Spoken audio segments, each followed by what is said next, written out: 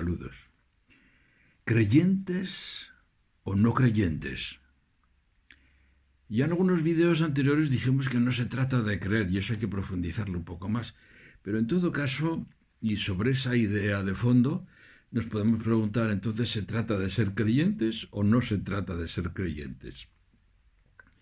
¿Se necesita ser creyentes o cabe en algún sentido de decir que también se puede ser no creyentes?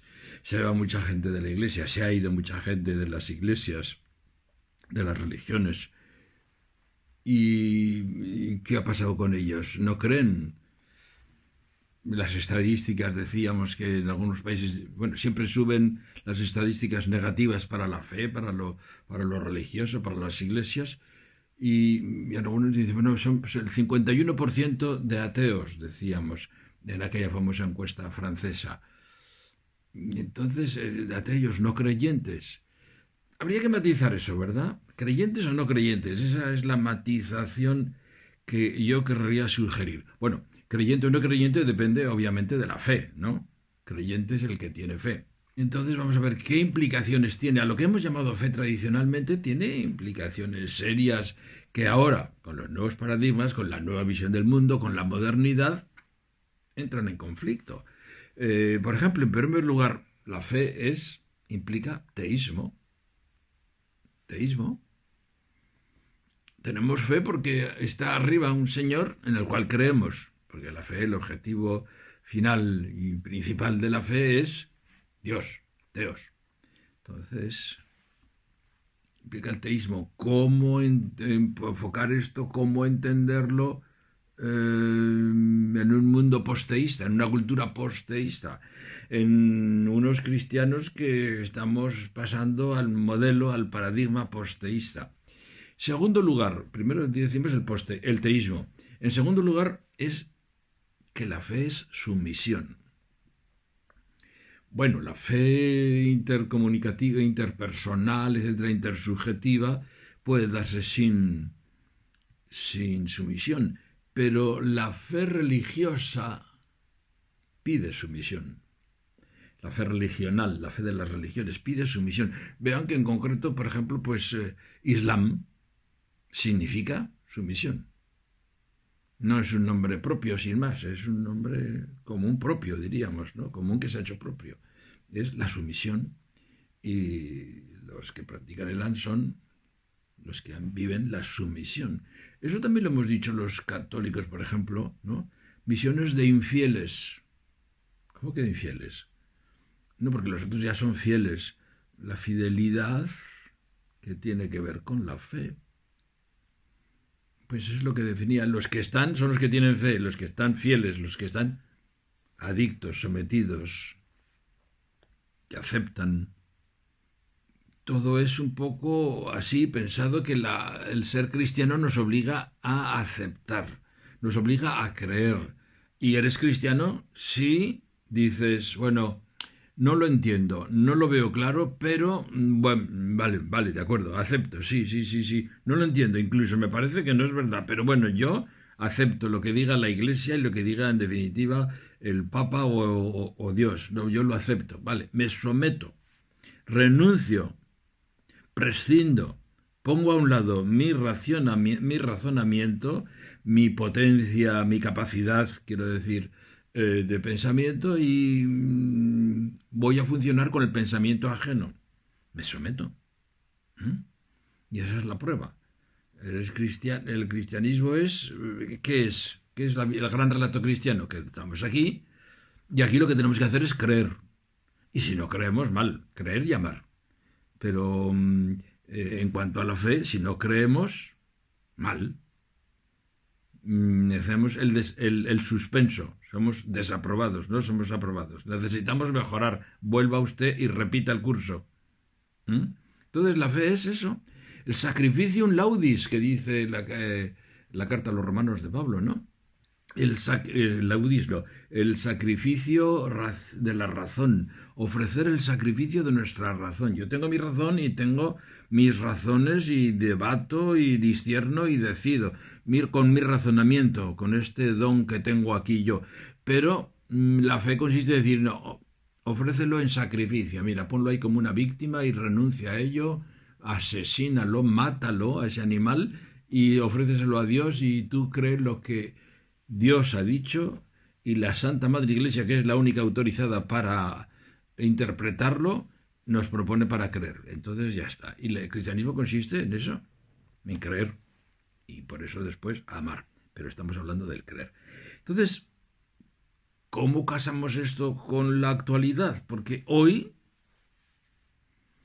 diríamos que el nuevo paradigma, la nueva visión, dice que no se trata de creer, que eso tiene esas connotaciones que acabamos de decir, esas implicaciones que no son aceptables, ¿no? Si estamos en un cristianismo post-teísta, esa implicación natural, evidente de la fe hacia el teísmo, pues es una contradicción. Y si estamos en un mundo moderno, emancipado, la fe como sumisión es contraria a la conciencia moderna.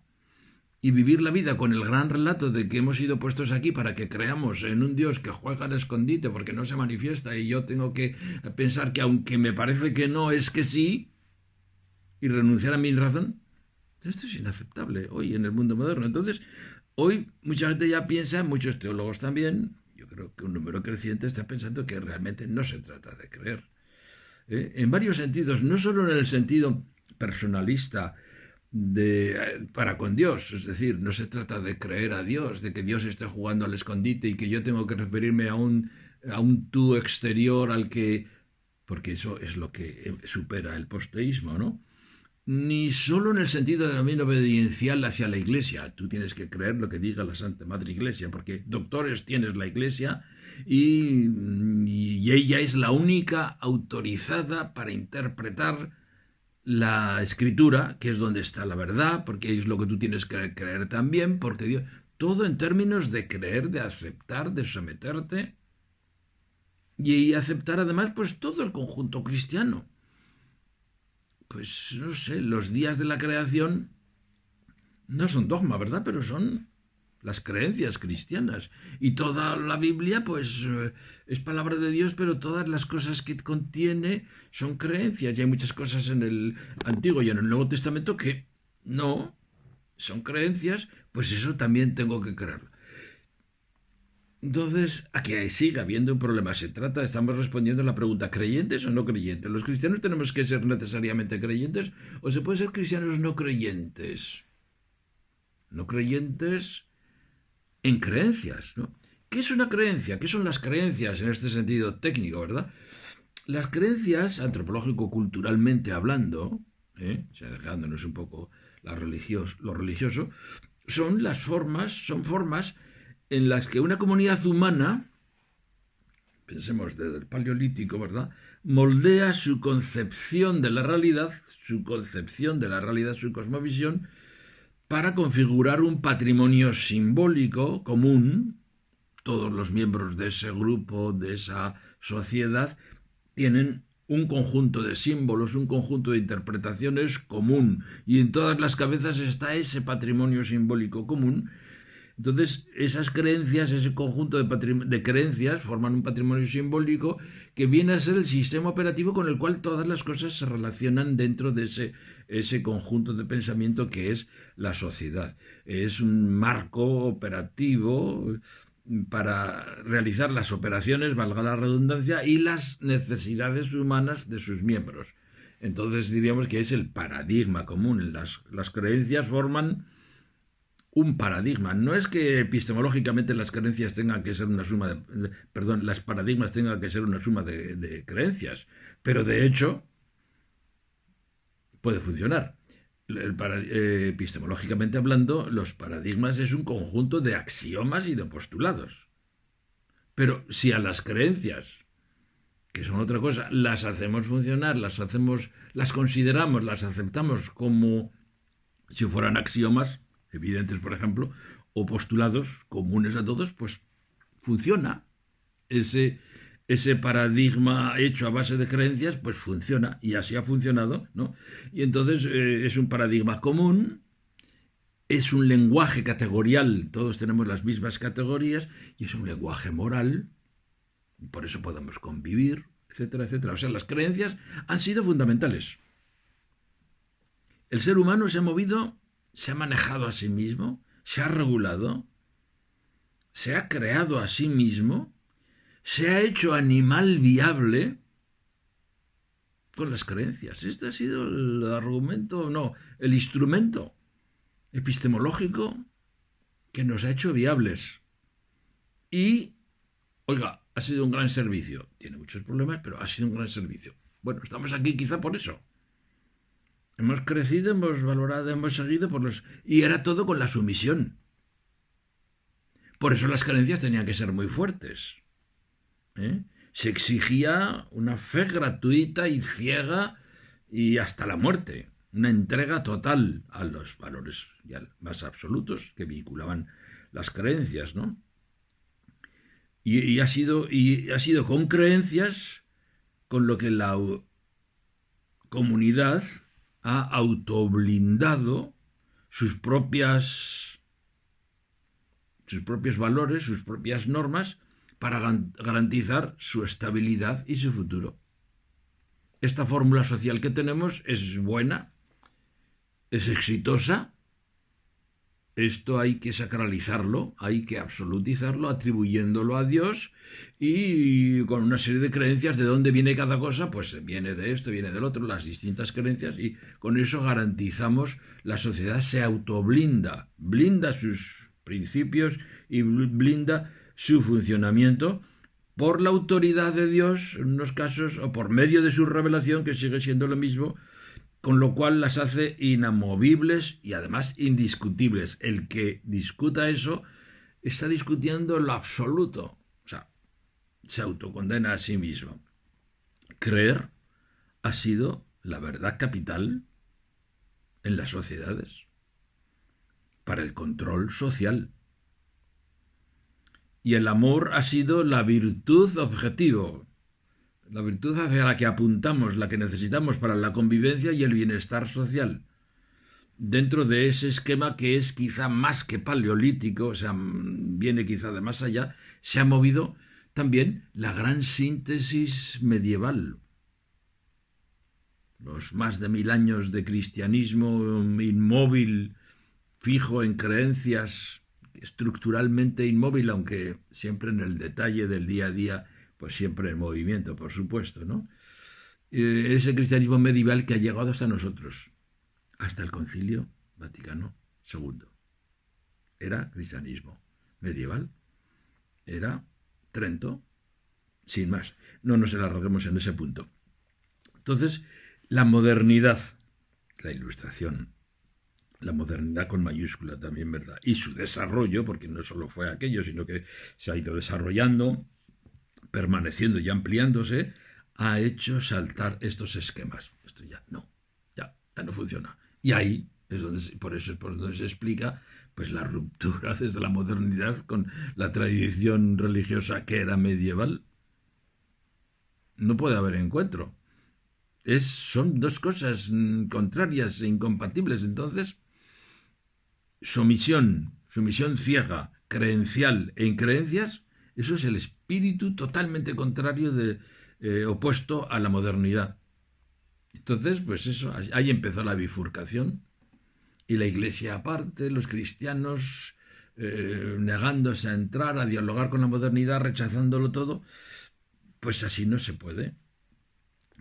La crítica a la minoría de edad, al infantilismo, a la minoridad, a la falta de asunción de responsabilidad sobre nuestras propias vidas por la vía de la obediencia fiducial ciega, acrítica, sin pruebas, por meras creencias, la emancipación, todo esto son valores de la modernidad que hacían inviable ya un cristianismo que se concebía a sí mismo como asunto de creer.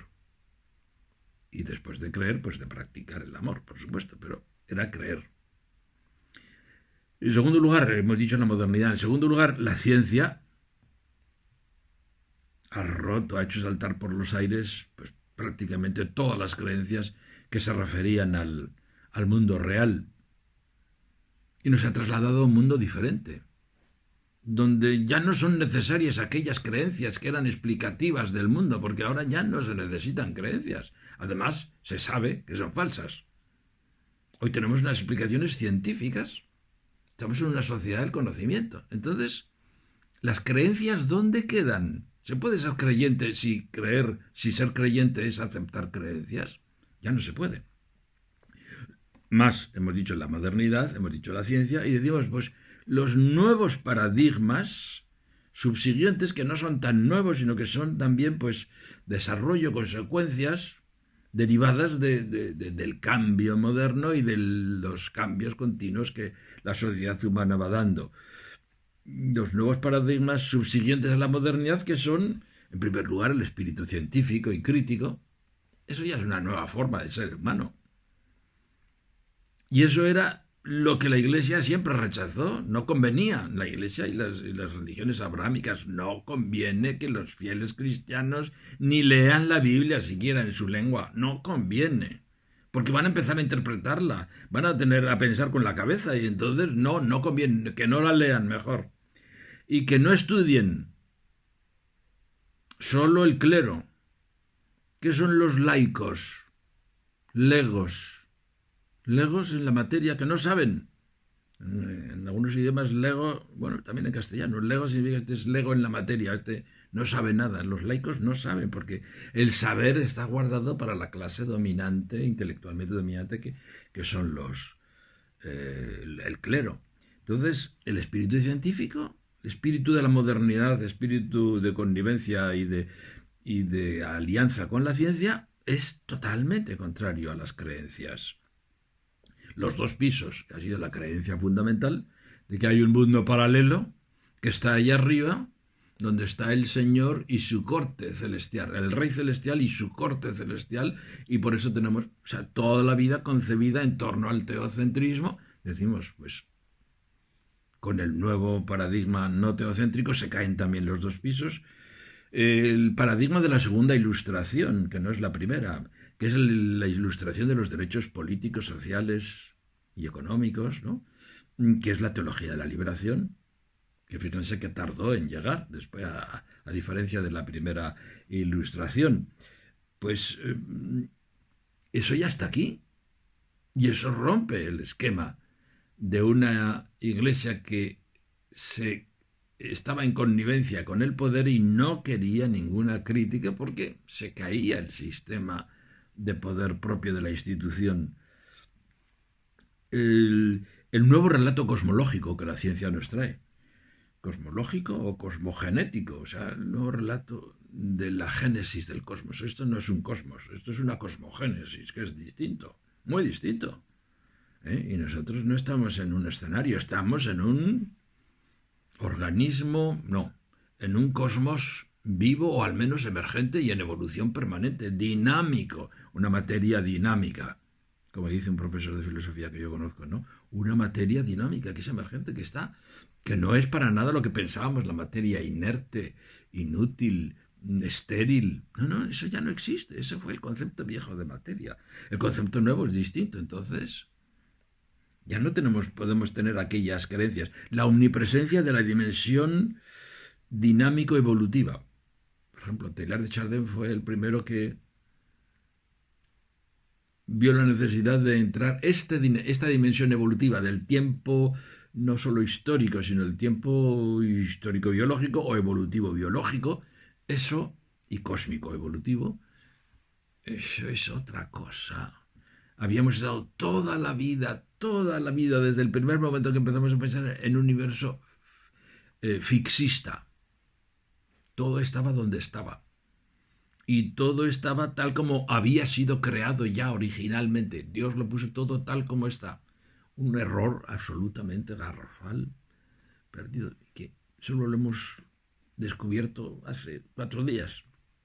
Y la Iglesia, o quiero decir el patrimonio simbólico cristiano, pues todavía no sabe, ahora está haciendo esfuerzos por entrar, ¿no? Teilhard de Chardin fue el primero que dijo, esta es la nueva dimensión que nos falta incorporar. Y también otro paradigma que yo cito muchas veces es el nuevo paradigma arqueológico bíblico. O sea, el nuevo paradigma arqueológico, la nueva arqueología. Solo que la nueva arqueología aplicada al Levante y al aspecto también cultural, pero sin el perjuicio bíblico. No se trata de una arqueología para demostrar que la Biblia tenía razón, es otra cosa, ¿verdad? Sino para aceptar lo que la Biblia nos dice, aunque no lo diga la Biblia. Pero los hechos son los hechos. Los relatos son relatos. Y los hechos son los hechos. Y aquí no puede haber revelación contra hechos. Porque entonces ya nos volveríamos locos. Y la deshelenización, esto hoy es una cosa que la sabemos, y la despatriarcalización, pues no hay ahí tela que cortar, ¿no? Y la descolonización, que en el fondo tenemos que hacer por todos los frentes en los que estábamos obligados a aceptar creencias. Bueno, todo esto hace, sencillamente, me parece que no hace falta abundar más en razones, ¿no? Hace imposible las creencias. Si ser creyente era aceptar creencias, pues hoy se ve como necesario abandonarlas y releer la religiosidad, releer, reinterpretar, reconsiderar, reformular, reconcebir la religiosidad desde el nuevo paradigma, desde estos nuevos paradigmas del moderno y los nuevos paradigmas, la modernidad y los nuevos paradigmas, desde toda esta nueva perspectiva, hay que volver a entender, volver a concebir que sea la divinidad. Lo habíamos concebido como un señor que está ahí, una sustancia, una persona, un ente. Ya no se puede. Hay que reconcebirlo desde el nuevo lenguaje, que es nuestro lenguaje mental, nuestro lenguaje categorial.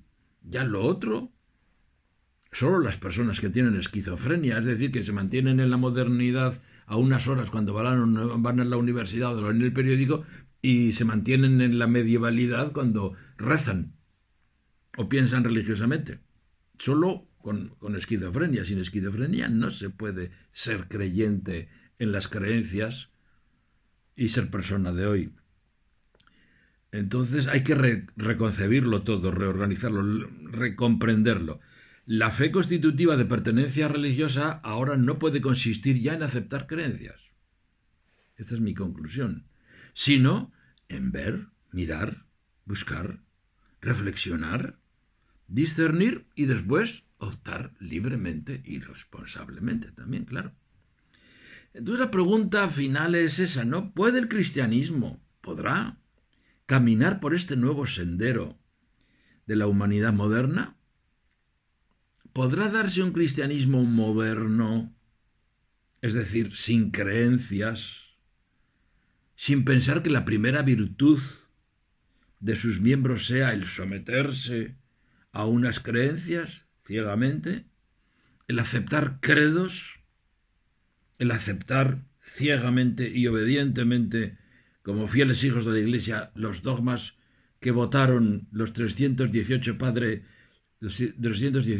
conciliares en el Palacio de Verano de Constantino, en Nicea, a pocos kilómetros de Estambul?